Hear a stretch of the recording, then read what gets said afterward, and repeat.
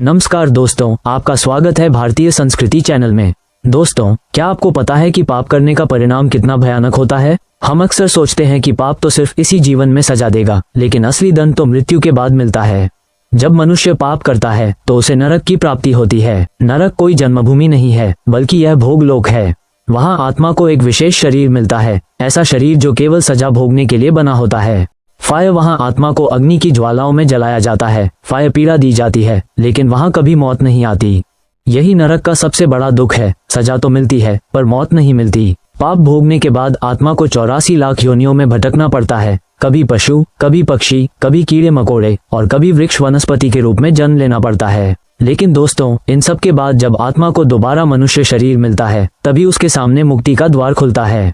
क्योंकि केवल मनुष्य शरीर ही वो साधन है जहां आत्मा परमेश्वर का सच्चा ज्ञान प्राप्त कर सकती है और जन्म मरण के बंधन से मुक्त हो सकती है। इसलिए दोस्तों, हमें ये समझना होगा कि यह मानव जीवन केवल खाने, पीने, कमाने और भौतिक सुखों में खोने के लिए नहीं है। इस जीवन का असली उद्देश्य है परब्रह्म परमेश्वर को खोजना, उनका सच्चा नाम जपना और उनकी भक्ति करना। यही परमेश्वर हमें इस माया जगत के बंधनों से छुड़ाकर सदा के लिए परमधाम में रखते हैं, और वहीं जाकर आत्मा को असली शांति और अमर सुख मिलता है। तो दोस्तों, अगर आप चाहते हैं कि जीवन सफल हो और मृत्यु के बाद आपको नरक की पीड़ा न झेलनी पड़े, तो आज ही से परमेश्वर की ओर कदम बढ़ाइए और सच्चे मार्ग को अपनाइए।